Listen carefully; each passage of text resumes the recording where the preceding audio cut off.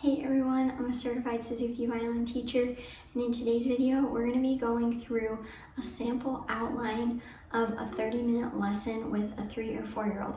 So hopefully this is helpful to teachers and parents teaching that age. I'm going to be giving you a few tips and tricks at the beginning, and then we'll get into the meat of the lesson, like what I actually do in a 30-minute lesson.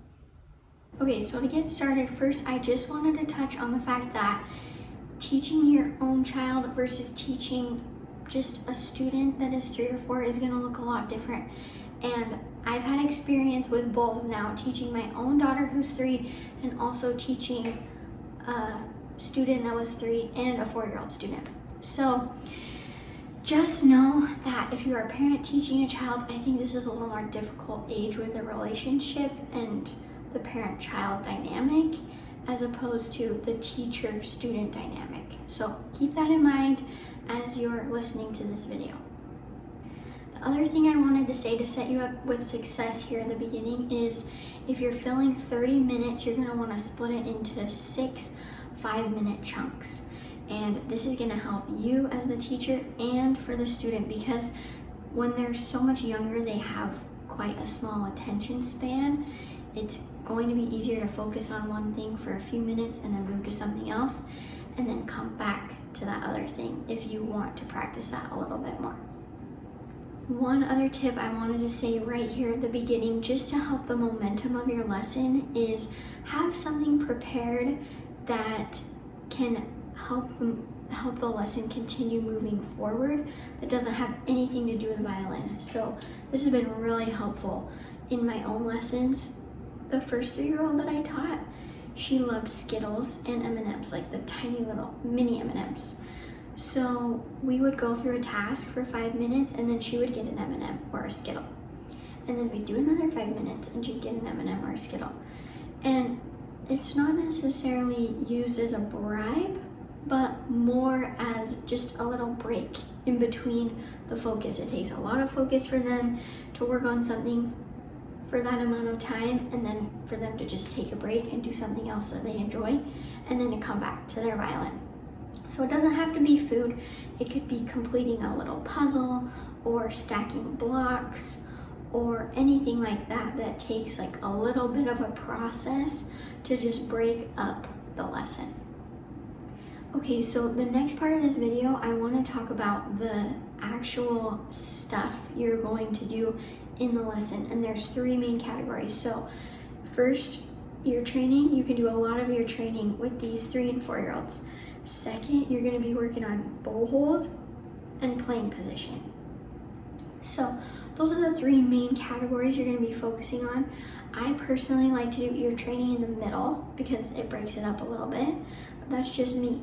So if I were to be teaching a 3-year-old and I was going into their lesson, I would first do bow hold, and we'd talk about how to hold their bow, and we'd probably do 5 bow holds just to start.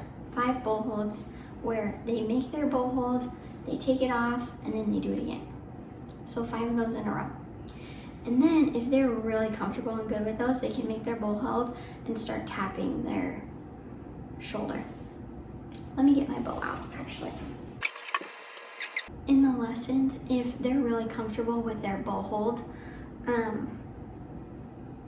then they can make their bow hold, take it off, then they can start tapping their shoulder, keeping their bow hold the same.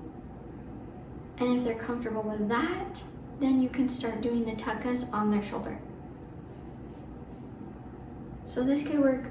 When we do Suzuki, we start with variation A, but this could be any rhythm that you pick, that they're just doing a rhythm here on their shoulder and keeping their bow hold the same.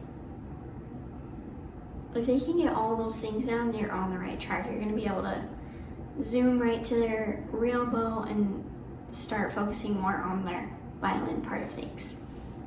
Okay, so let's talk about ear training. Ear training is super fun and the kids usually love it. So when you do ear training, you're gonna start with just playing 2 notes and asking the child if it's the same or different.